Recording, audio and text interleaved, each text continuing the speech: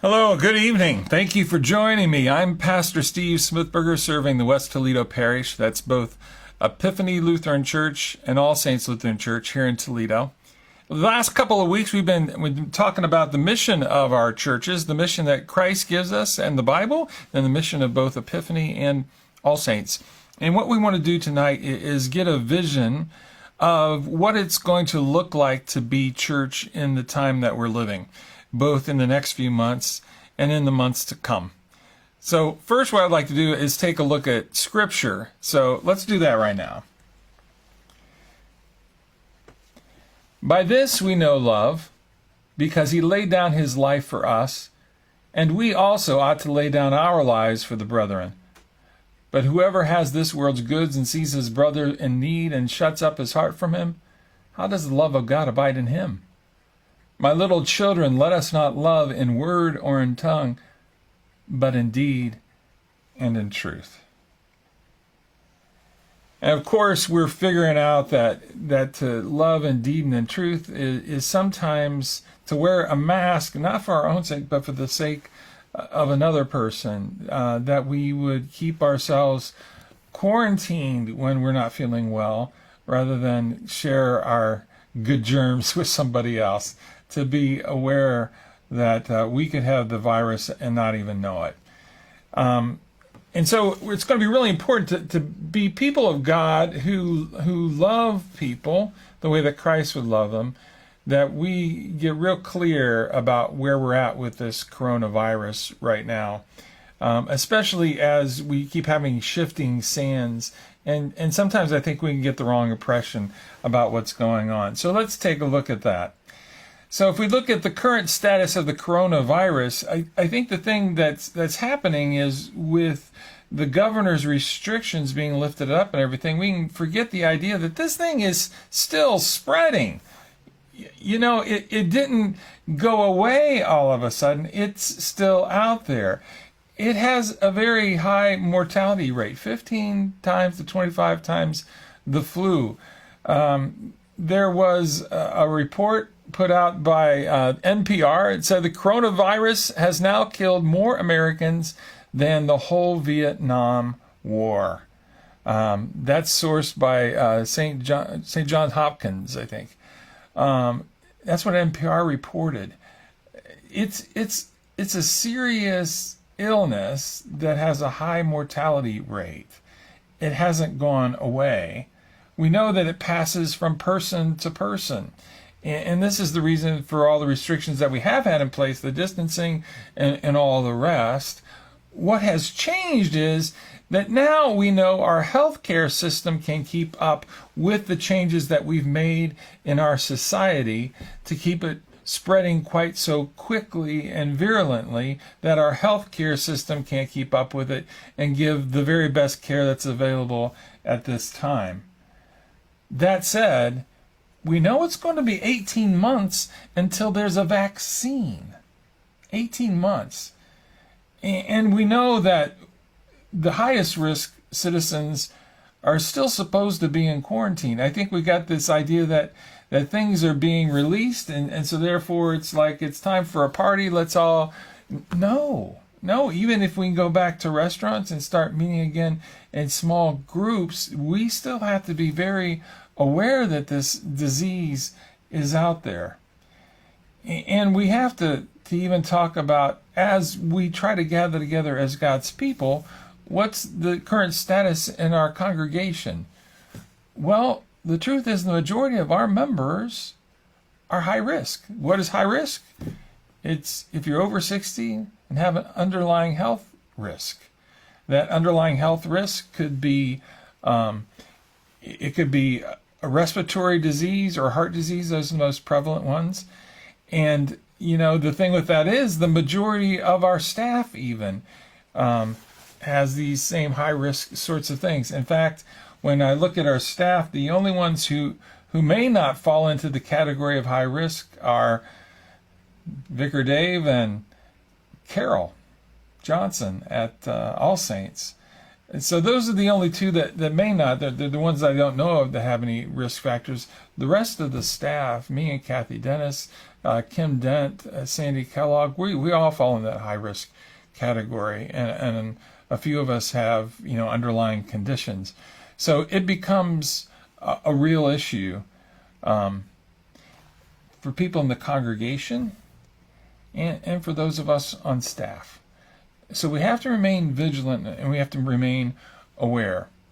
So what are the bishop's recommendations in this time? The bishop is recommending that in-person services be canceled at least until the end of June. At least until June. And that includes Pentecost. He advises we continue to follow the governor's directives and all health precautions that are to be followed. This is kind of the path that we've been going on for a while now, and we're going to continue to walk on that path. You know, with what they're doing right now, they've started opening up other operations to keep the hospitals going. We're looking towards that day when they open up restaurants at kind of half capacity. We haven't gotten to the place where we gather in groups again. I think we're looking towards the day when they'll allow us to gather in groups of 10 again. But large group gatherings aren't going to happen for a while. And so for the purposes of planning, it's important that we just go ahead and say we're not going to have in-person worship for the month of May. So might as well get that in our head right now that that's not going to happen real soon. I mentioned healthcare precautions. So what are those healthcare precautions that we're supposed to take? Well, you know, if we do things in person, what's going to happen is all the public surfaces are going to have to be disinfected. This kind of looks towards that day when we do get together, but after every service, we've got to wipe down pews and chairs, restrooms, meeting rooms, service prep areas, doors, the elevators. We know that this virus tends to hang around on all these surfaces, I should say. We've got to make sure that we have plenty of hand sanitizer. Masks initially are going to be required as well as distancing. There's, as you might have guessed, there's not going to be a passing of the peace. And actually what they're saying is communal singing may be a risk factor.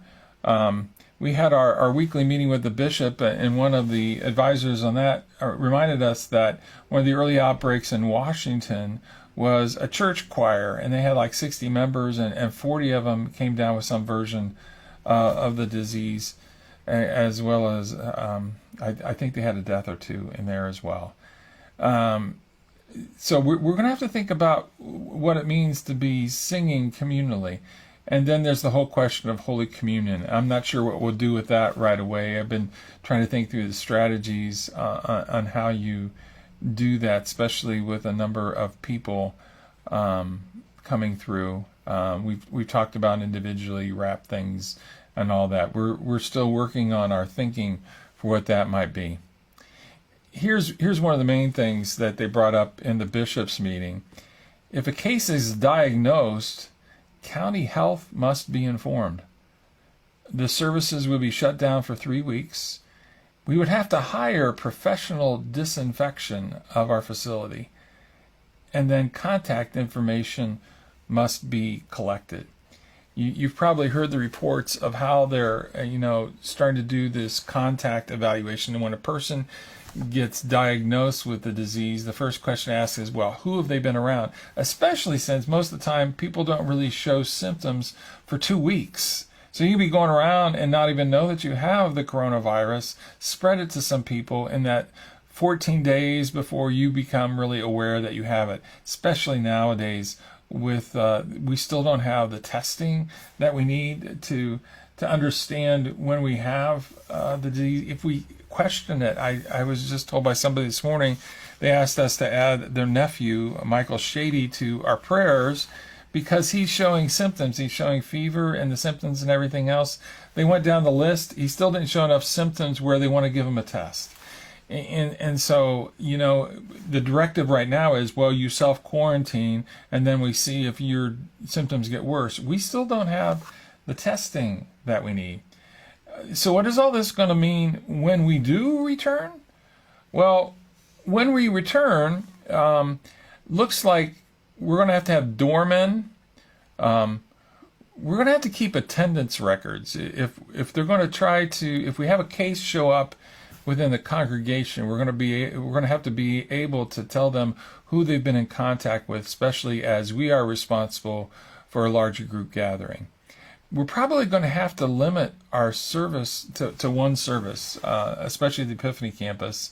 I don't think we'll be able to have 3 services because disinfecting, when you're talking about bathrooms and doors and everything else, I think it makes more sense to disinfect and give things a chance to die off. So we're probably talking about 1 service and probably of limited attendance.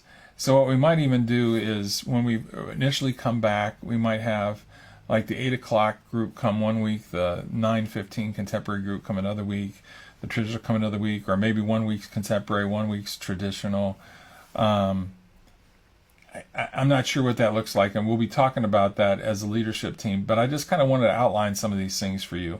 Initially, probably won't have Sunday school. Initially, probably won't do communion right away till we figure out some things. We're going to need to stagger seating. I kind of have an example here for you. So the way that it'll work is, if you notice, in the very back pew, the person is to the far left, the next pew up, they're in the middle, the next pew up, they're in the front, and then it repeats that pattern so that people are distanced both side to side and forward and backward. So you can see that's really going to restrict the number of people that we can have in service. Now I'm thinking that each of these dots is probably a family. If you're living with your family, you're probably living with 2, 3, 4, however many people you have in your family. So it would make sense that you would all sit together. So it'd be one family per pew. So that's probably what we would be looking at in the future. So what is our current plan? Our current plan is no in-person services until June, as the bishop requested. We've gone ahead. I've talked to a number of council people. We still have yet to take an official vote on it, but I think the consensus is we're going to cancel Camp Create this summer for a number of reasons, but it just doesn't seem like we can get that together and be responsible about it. And there's a lot of cleanup and a lot of little kids that we're not going to be able to keep distance from one another. And so it just doesn't make sense to do that right now. We're going to continue with the online ministry. I think this online ministry is here to stay. We've seen that it's reached out to people who may not have even been coming to church here. There's folks beyond what we think of as our normal congregation who we've been able to reach out to with our online services and even some of our studies and things. It's an effective way to reach out, and it's something that we were, like I said before, we were really messing with how we might use online ministry in this world that we're in, and now I think it's here to stay. And especially in this transition period, when you think of people who may have to self-quarantine, who weren't necessarily having to self-quarantine, as well as those who are high risk that are going to have to quarantine still longer than what they have now. It's going to be a continuing issue. So for quite a while here, it's going to be necessary. Beyond that, I think it's instrumental in who we are as church. We're going to continue to follow the state directives. And this last one, I really want you to think about. To start thinking in terms of small groups. So what do I mean by that? Well, the question I want to ask is, who is your adopted family? Now, what we're finding out is this distancing is really isolating some people, and yet some of us live in family groupings where we live with a number of people, and we've managed to stay healthy to an extent where we aren't spreading the disease. And it got me to thinking, especially if this goes on for a while, what if we think about this in terms of people that you normally relate with? Normally we have a smaller group of people who we connect with on a regular basis. And in this time, it's going to be really important that we think more in terms of adoptive family. After all, the second chapter of the Bible in Genesis says it's not good for the man to be alone. And yet we have people living really in isolation. And yeah, we got to be careful that we aren't bringing the sickness to somebody. But I think we're going to have to start gathering in small friendship circles and maybe attending to who is in our circle. So what would that look like? Maybe you meet at a restaurant. Maybe you meet in a backyard. Maybe in a small group Bible study where you can keep your distancing. I'm wondering if this doesn't end up in being small group communion services. The vicar and I don't want to be the people that spread this from group to group, but if we watch ourselves and maybe, put 2 weeks between when we would serve a group, or figure out other ways to do this. I have to think this out a little further. But what I really want to think through is this idea of house churches. In the early church, most of the ministry was being done in house churches at a time in the Bible where the faith was exploding in its impact on the world. I want you to think about this. Let's look at a couple verses I got picked out here. So from Acts 2, so continuing daily with one accord in the temple and breaking bread from house to house, they ate their food with gladness and simplicity of heart, praising God and having favor with all the people. And the Lord added to the church daily those who were being saved. This is that church in Acts, that church that explodes and brings the gospel to people who had no idea, right? This is really exciting to me, because when you look at Acts 20:20, look what it says. How I kept back nothing that was helpful, but proclaimed it to you and taught you publicly and from house to house.